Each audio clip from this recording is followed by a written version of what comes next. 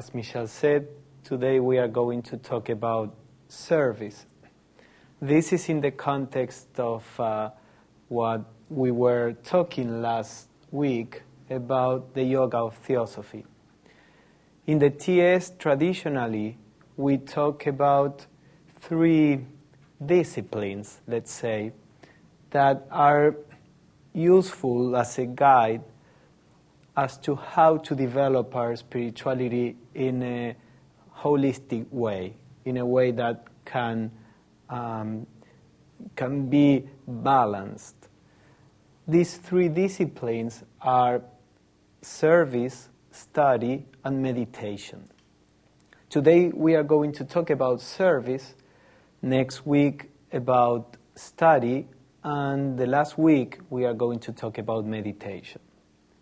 Now these three are words that can be taken in a very superficial way, or they can be taken in a more general way, as we are going to see tonight, because every tradition, or most traditions, spiritual traditions, talk about the need to perform good deeds, to perform good actions.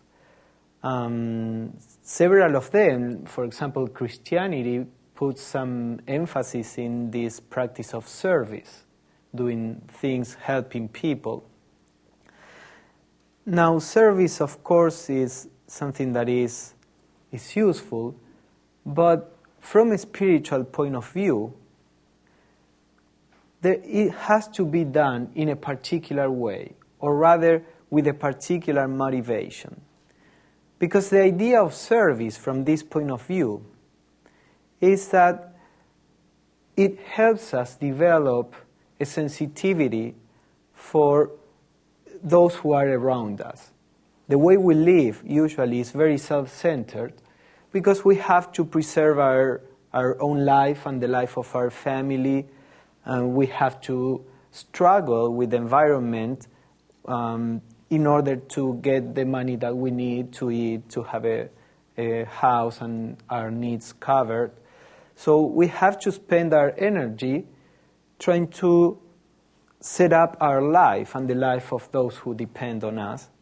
And that's a self-centered activity. It is necessary, but it's centered on my needs and the needs of those who are close to me.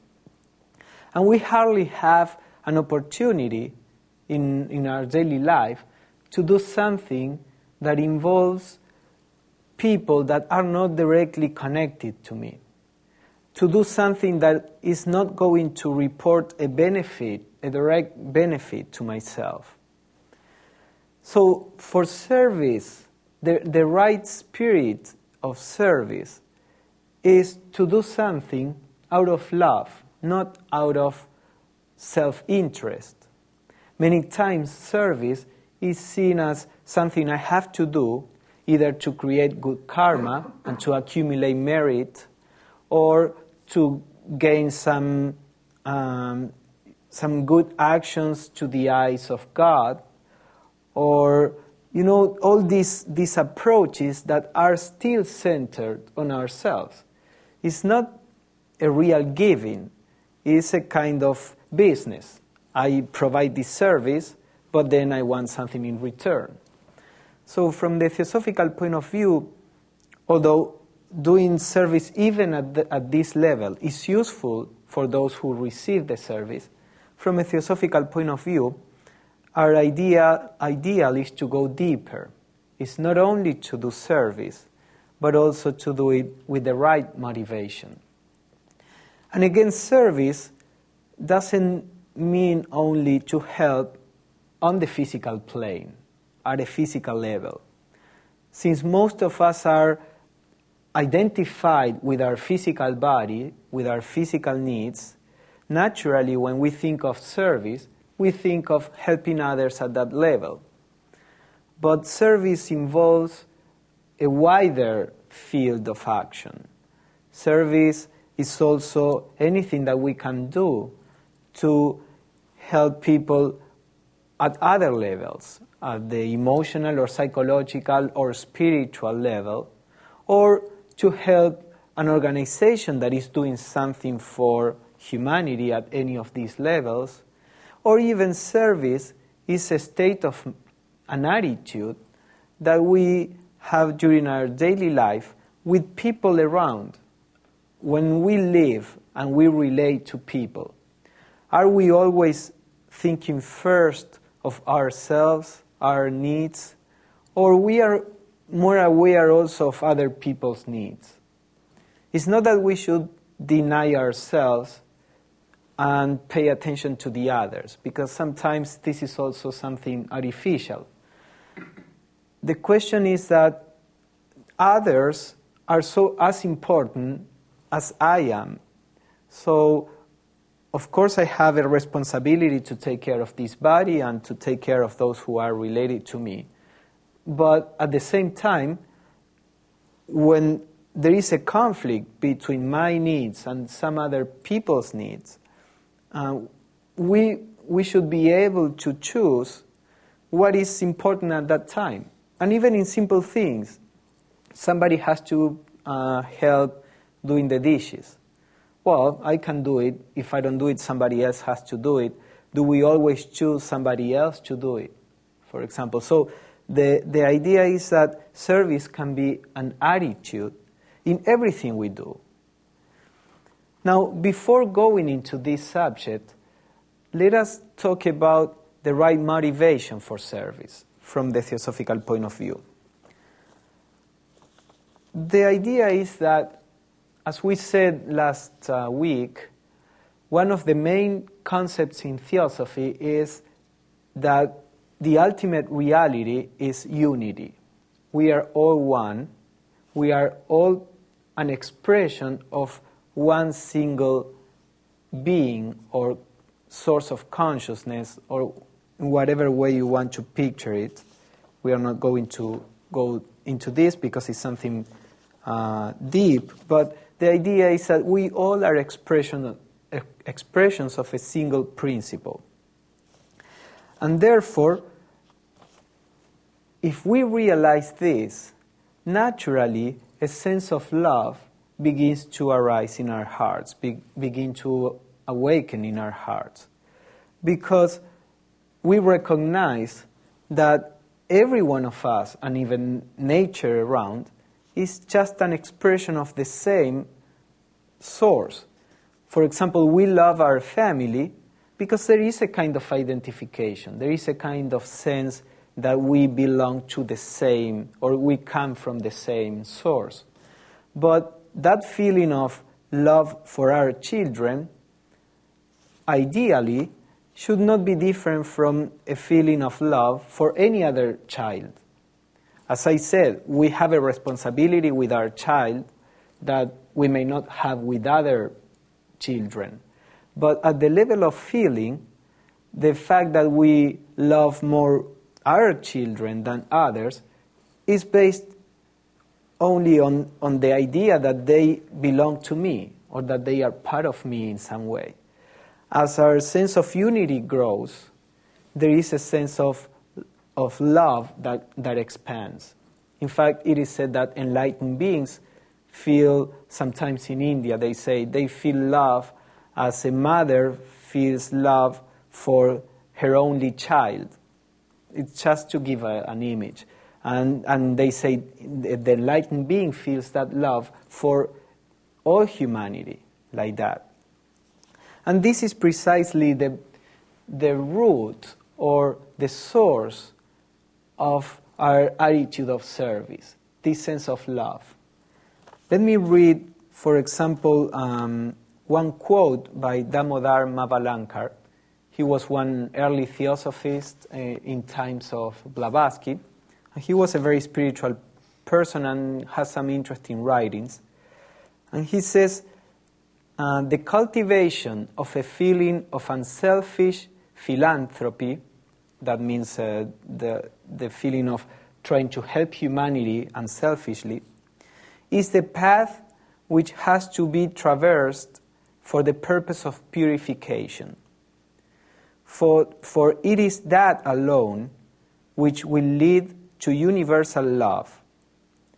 And the realization of this universal love is what constitutes the progress towards deliverance from the chains of illusion. So this means the sense of universal love is what will set us free from the illusion, from the chains of illusion. Why does he say that? Because the illusion is the illusion of being separate. And this illusion of being separate, of being individuals that are distinct, is a source of selfishness, of feeling my needs as more important than other people's needs.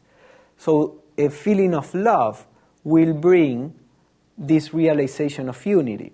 It's not the only thing that will bring the realization of unity, but the feeling of love is a direct reflection of a perception of unity. Now, this feeling of love is not necessarily a very emotional feeling. It depends on the person. Some people are more emotional than others, but the feeling of love is not necessarily emotionalism. The feeling of love shows itself in our actions, in how we relate to others, in how we respond when there is a conflict of needs. And according to Damodar, this is what really produces a purification in ourselves. A purification from the sense of selfishness, of egocentrism. So he goes even further and he says, every student of occultism knows that the acquisition of Brahma Vidya is in Sanskrit, it means the real knowledge, the knowledge of the divine.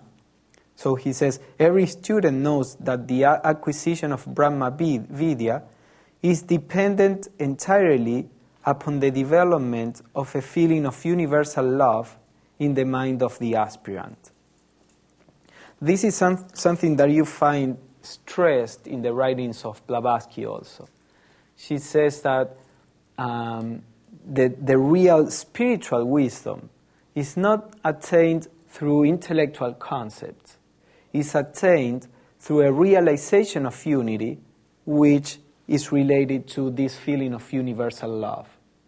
So, for example, in one of the Mahatma letters, which were written by some of Blavatsky's teachings, they say, in order to acquire spiritual knowledge, the person needs to develop an attitude of love for all beings around, an attitude of pure thoughts and pure deeds, has to learn to be in silence, to have some periods of silence so that can learn from nature. And the master enumerates a number of things, and he doesn't mention study there.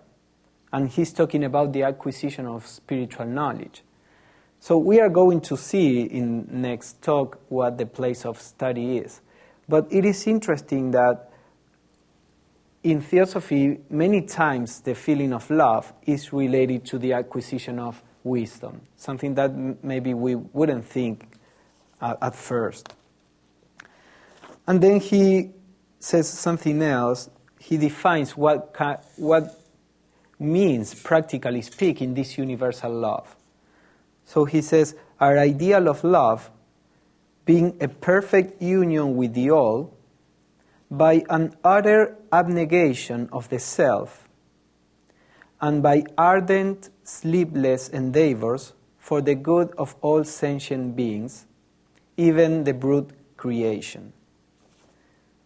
So here he says that this feeling of this ideal of love is the union with the all by abnegation of the self, by forgetting ourselves, and by ardent, sleepless endeavor to benefit everything around.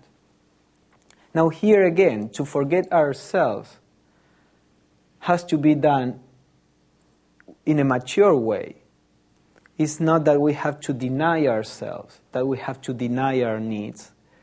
Some religions have gone to an extreme to mortify themselves, thinking that in that way they were developing love for others. But we don't need to go to that extreme. But the abnegation means to take care of ourselves, of our needs. That's something we have to do. But then to be able to see what other people need as we are talking. That's abnegation of ourselves. Because there is a limit. With our maturity, we discover that we really have less and less needs. Our culture tries to create a lot of needs in ourselves because it's based on business, on production of things and selling these things. And we buy when we think that we need it. If we are happy, if we don't need anything, we don't buy things. So the whole culture is made in a way that is always telling us that we need something else, that we are not good in ourselves, that we need to have, we need to buy, we need to. So that's a huge force we have to fight because it's constantly coming to us. But with our maturity, we actually have less and less needs. It doesn't mean that we cannot have things. I'm talking about the inner attitude. If we may buy something, that's fine. But are we damaging other people to get the money to buy something that we really don't need? Or are we spending too much money in things that are superfluous? For example, I was in California and I was driving through one of the highways and through Malibu, and somebody told me, in this house, the person here had a carpet of $10,000, and he changed it because he didn't like it. And I remember that Radha Burnier, the president of the Theosophical Society, the International Theosophical Society, wrote an article talking about morality. And she said, when a person steals in a supermarket, a little thing, of course we all say that's wrong. This person shouldn't steal, even if that person was poor and really needed that. But when a person spends $10,000 in a carpet, we don't see that that's immoral. We think that's normal. This person got the money and can spend $10,000 in a carpet. But that's immoral. If we think, or at least I agree with that, maybe you don't. But from my point of view, is there really a need to buy a $10,000 carpet? You could donate that money. You could have a beautiful carpet, but $10,000. So that's something that we have to see in our own lives. It's okay to have things, but what's the limit? How do we get our money? Do we get our money by exploiting our wife and kids? Because I'm working the whole day and I expect them to take care of everything else, or I don't have enough time to give to my kids because I'm making money so I can buy things. So all these things have to do with this attitude of service, with this attitude of not being so self-centered. And this has to come out of this sense of love. And this sense of love comes out of the perception of unity. So everything is related. As we are going to see, we divide study, meditation, service, just for the purposes of talking about that. But it's a single attitude that has different facets. So this is the first aspect that I wanted to mention about service. Service as a life that is not self-centered and that comes out of love. Now, as we see, service is not only to help at the physical level, it's also to help at all other levels. But there is another kind of service that is not taken into account usually. And let me read a quote by Damodar again, where he mentions something like this. he says that the spiritual work as a process of self-evolution is a kind of service, because the energy that is expended by the person in the act of self-purification produces a dynamic effect and grand results on the spiritual plane. So the idea is that everything that we are doing to realize truth is affecting the whole humanity.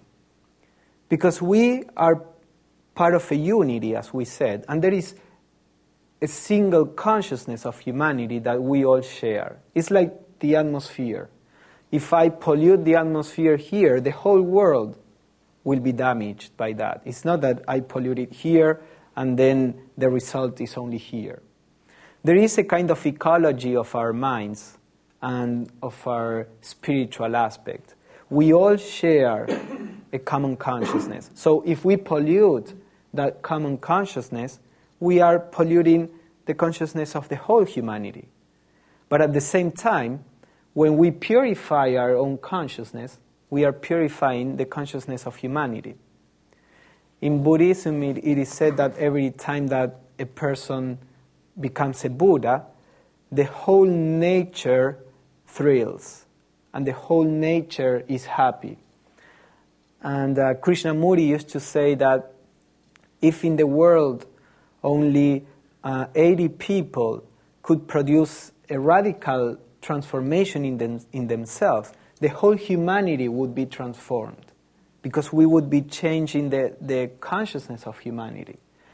And so he used to talk sometimes about a critical mass of people that are serious. So this is a huge piece of service, which is not being done by so many people in the world. Every time that we are facing inside the battle of good and evil, to say it in figuratively, every time that we are fighting against something that is part of our ignorance or our habits, we are fighting the cause of humanity. We are doing this for the whole humanity, to a certain extent. So, because inside us is the same as inside anybody else. We all have fear, ambition, we all are looking for happiness. Some people are wiser and they know that they cannot have happiness by damaging other people. But some others don't know that. They think, well, this is a jungle. I can be happy if I fight everybody else to get what I want. But they are looking for happiness the same that each one of us are looking for.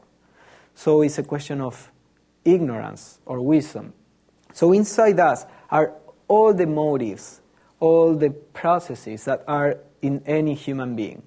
And when we are able to produce a change in ourselves, then we are also producing a change in humanity.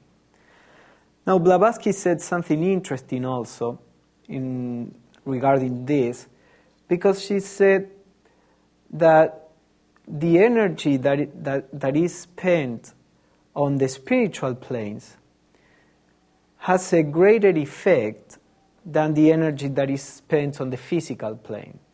So she said there are many people feeling at the emotional level and the mental level, which are lower levels than the spiritual, to put an image.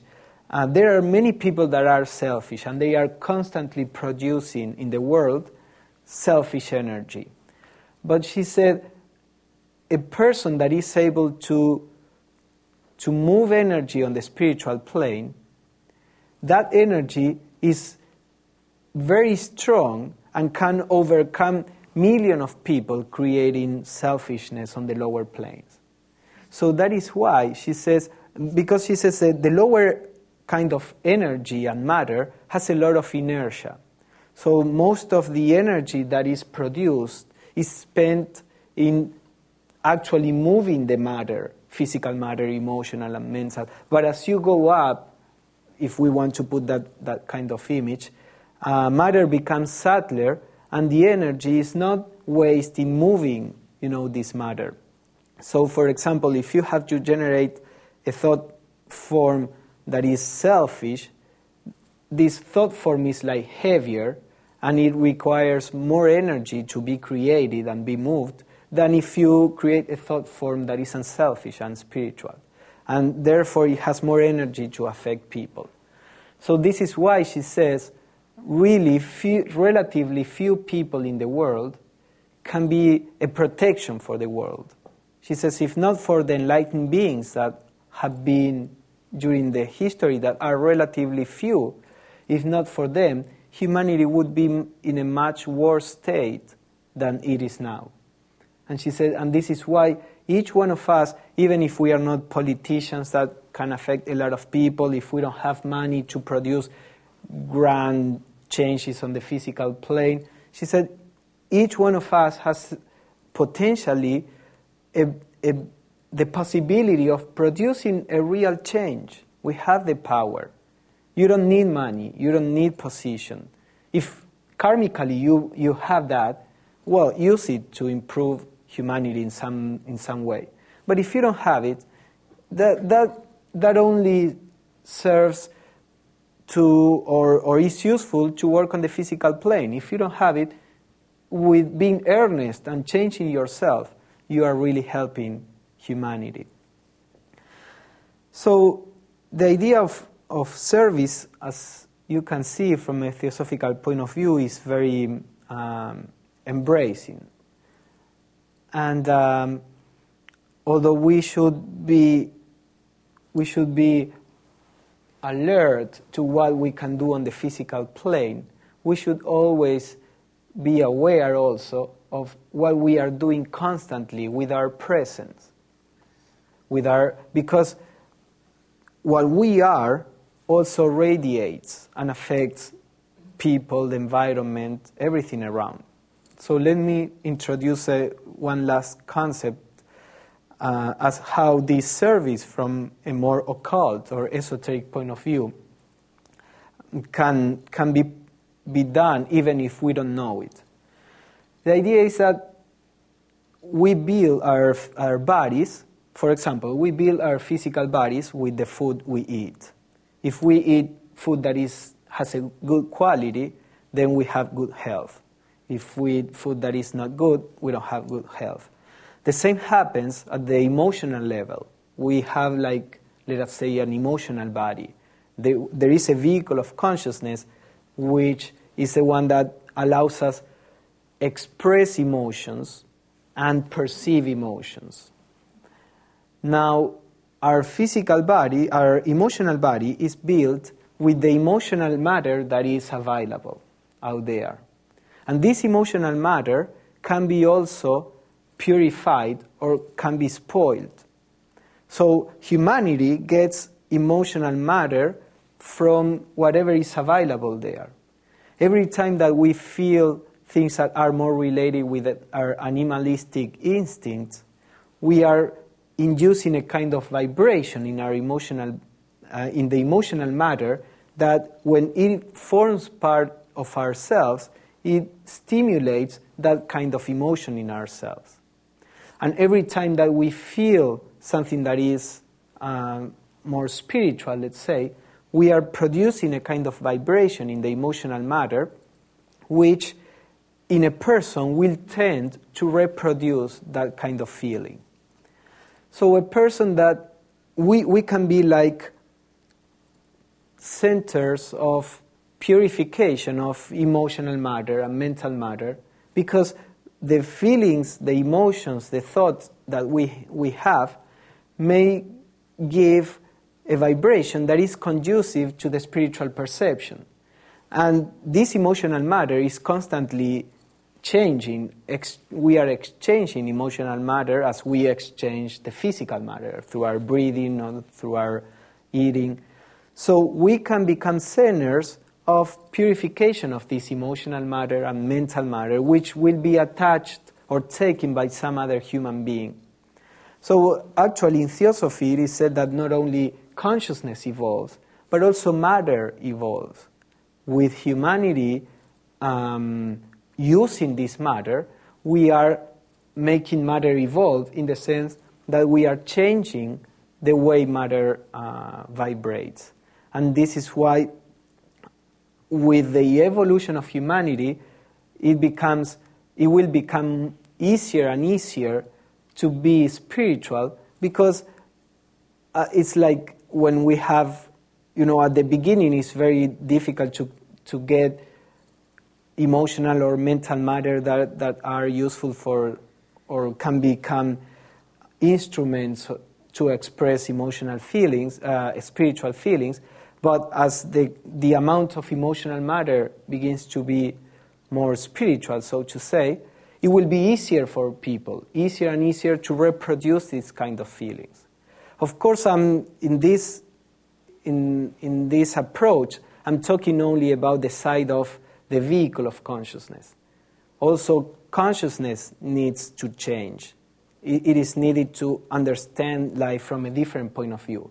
But many times, people cannot understand life from a different point of view because all these emotions are constantly veiling their view, are constantly clouding their view. If they had a better emotional body, it would be easier for them or for us to perceive truth. So this is also an aspect of service that we are able to do and that we are always, influencing, whether we know it or not. So this is more or less what I wanted to share about this aspect of service. And now we can spend some time discussing ideas or answering questions as we usually do.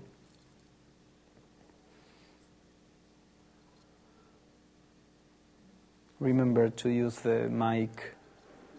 Marina will help you with the mic. Yeah.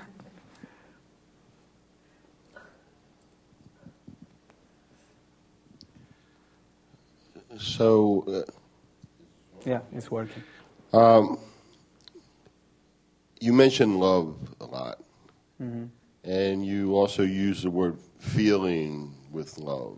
So is love that you're talking about a feeling? Well, as I said, it may manifest in a person in a more emotional way or less emotional way. And I prefer to talk about feeling in the sense of many times our intuition, we have a feeling of unity, for example. We don't have really a word, or I don't know of a word in English that could differentiate a kind of perception which is not conceptual and many times is felt as a feeling.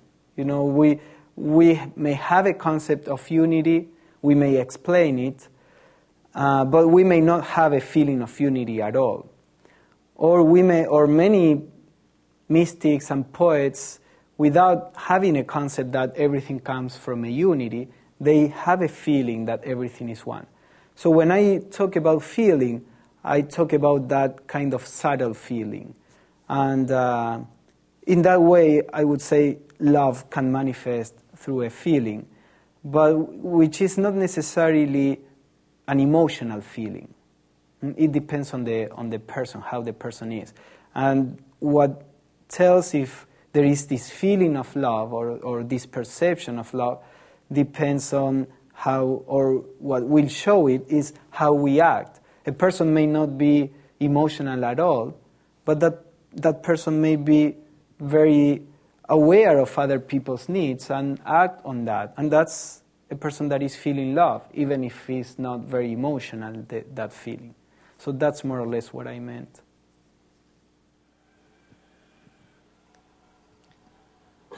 How can we clear our emotional body? Mm-hmm. The question, yeah, how can we clear our emotional body? Didn't I? Before talking about the how, the idea is that what we feel attracts matter according to that feeling. So what we are constantly feeling is forming our emotional body, the same way that what we eat forms our physical body. So there are, as we said last week, probably there is not a single path to produce a purification in ourselves. There are many things that are needed. One thing that is essential is to be able to perceive what is real.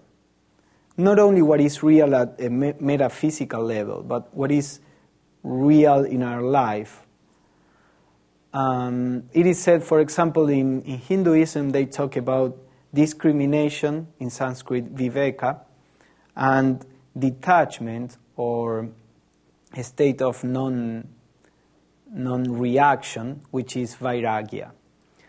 But, for example, Shankaracharya says that the state of detachment, a state of non-emotional entanglement, comes from discrimination.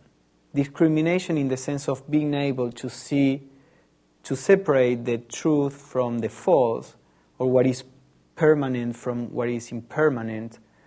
So when we have a wrong emotional pattern, it is based on a wrong perception.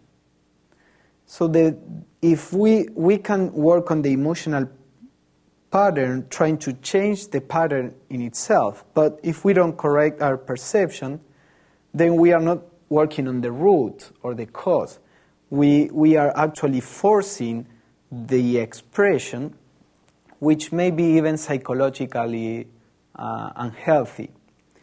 So it is always important to try to develop self-knowledge, to try to develop a state of awareness where we can watch our reactions, because in that watching we can perceive what is going on. And that very perception will produce certain order in our consciousness. Now, sometimes the reactions are so strong that it's very difficult to watch the reaction with equanimity. It can be anything: fear, anger, jealousy, whatever is there. So many times we need to work on the effect first and try to make it less strong, to weaken that effect to the extent that we can start paying attention and being aware of it without being dragged into the reaction. So for that we have some other alternatives. There is a kind of meditation, for example, where we try to meditate on the opposite virtue. We meditate, for example, if we have a problem with anger, we meditate on being peaceful, and we meditate on that from different point of views. We try to understand the root of anger. We try to understand what being peaceful means.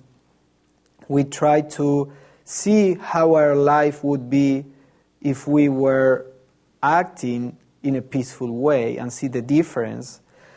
Or there is also a technique where we imagine ourselves as reacting in a peaceful way to things that actually happen and makes us angry.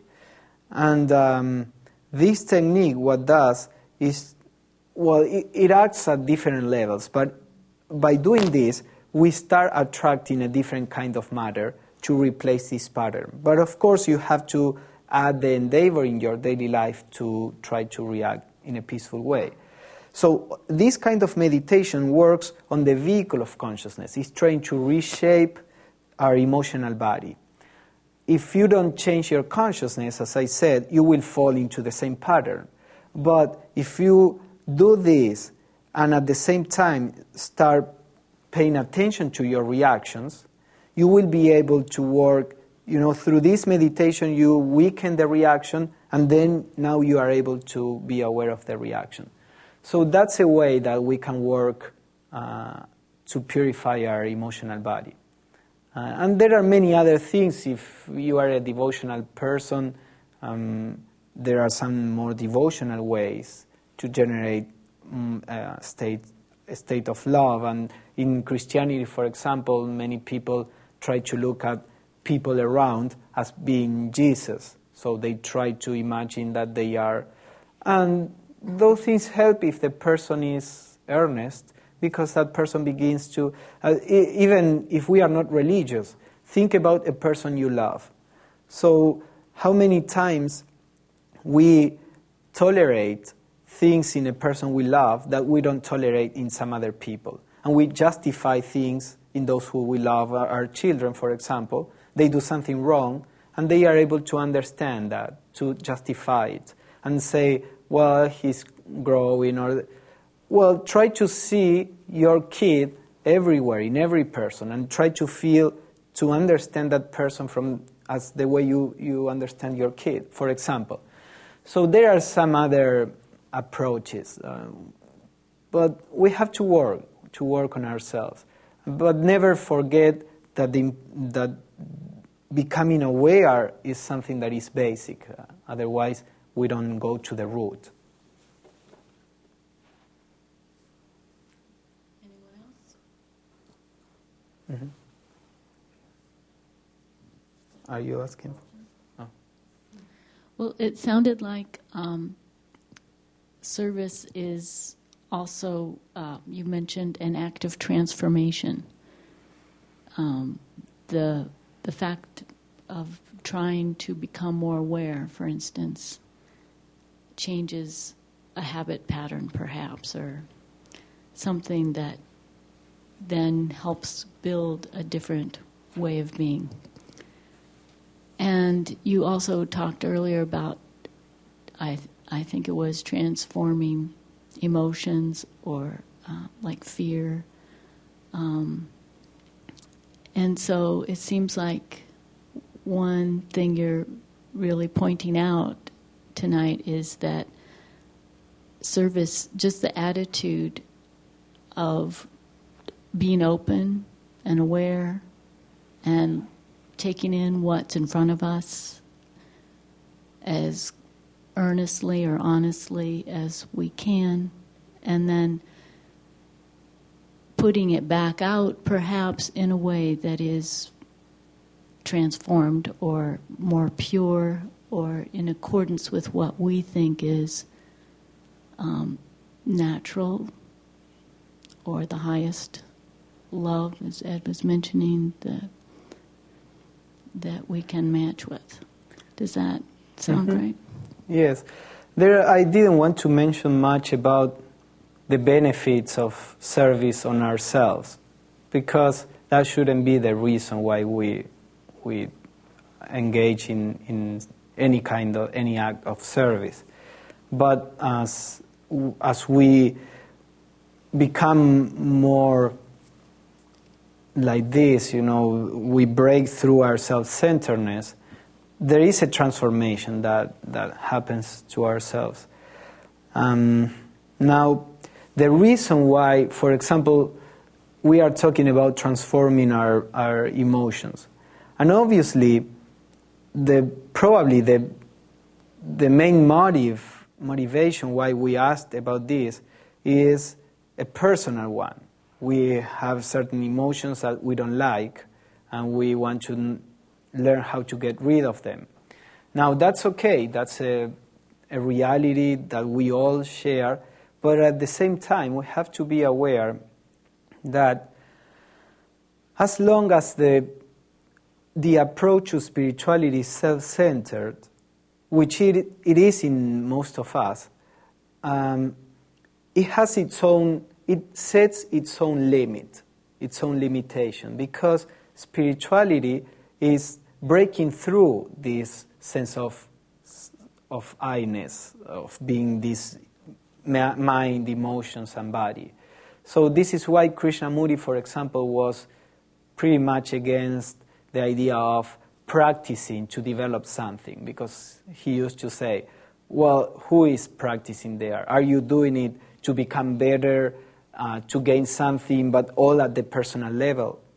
So we have to be aware of this. And that's why I talked about love, because as we develop a sense of love, when I have a shortcoming and my action produces suffering around, is that suffering the one that becomes my main motivation why I should address something in myself, and not a spiritual ambition? If I'm doing something wrong, and I see that with that I'm damaging people around, and I really care about not damaging people, then I will start working on myself because I don't want to damage some other people. Genuinely, you know. But if I work on myself because I want to become an enlightened being, I'm working on myself from a self-centered point of view, which also will bring some results. But we have to be aware of this because we have to purify this self-centered motivation if we want to go beyond certain limits. So it is important to try to develop this sense of love, which you cannot do in a direct way. But knowing that this sense of love is really important may create a space in our consciousness, may create an awareness in ourselves, and may help us open ourselves, you know, to for this feeling to awaken.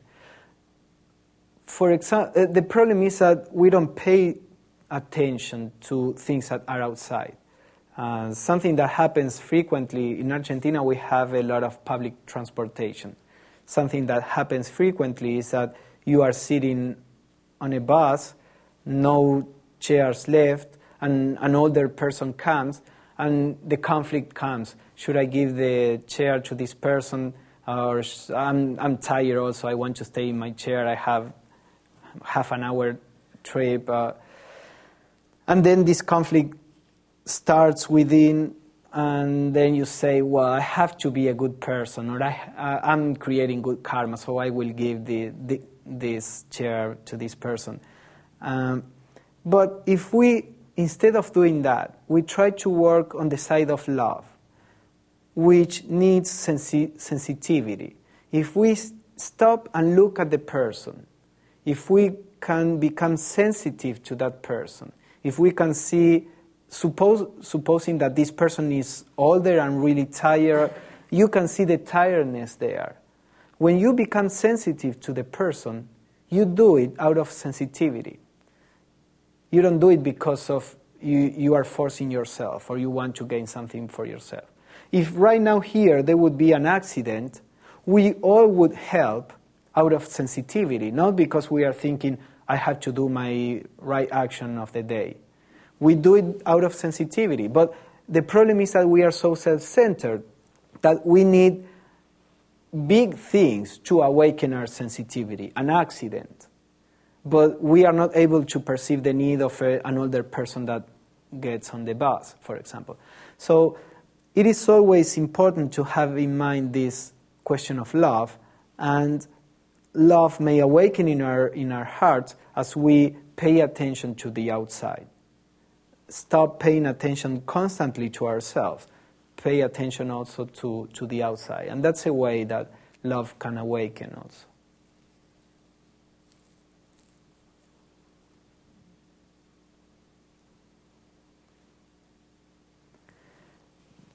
Mm-hmm.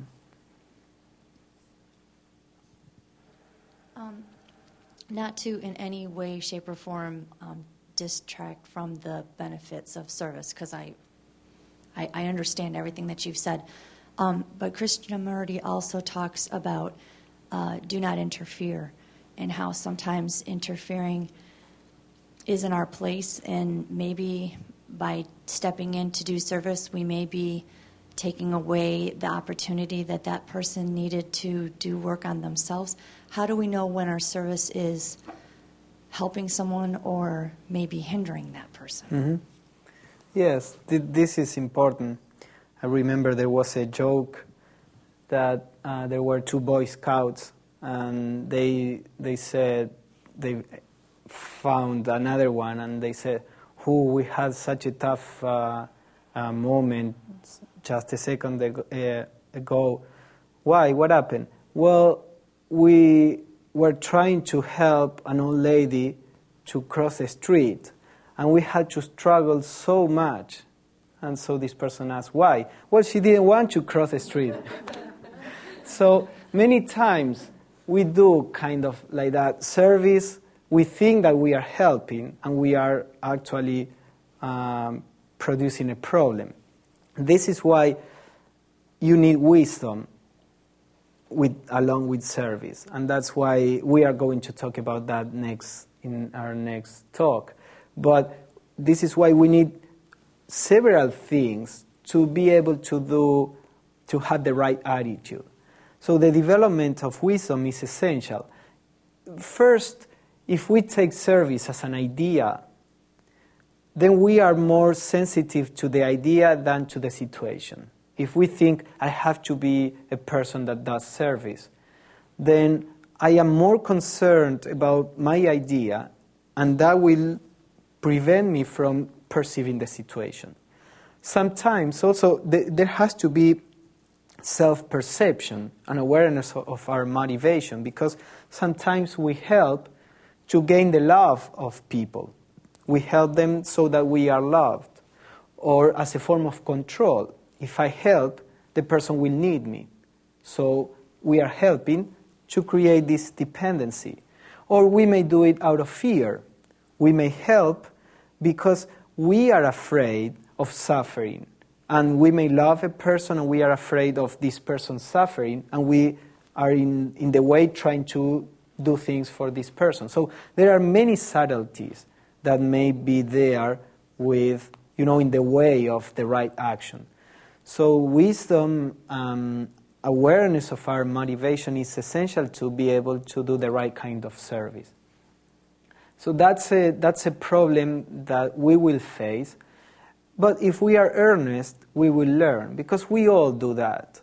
And if we are earnest and we watch ourselves, we watch other people and life itself, and we learn from life, as we are going to talk next week, then life is a wonderful teacher. And don't be afraid that we'll show you where you did something wrong if you want to see it. So if we are earnest, we want to see it. So we will see how something that we did, even with the best of our intentions, was tainted by some of these reactions, and we will be able to recognize it. So next time, we are not going to act from that point of view. But it's something, very important. Wisdom is necessary for that, for the right action.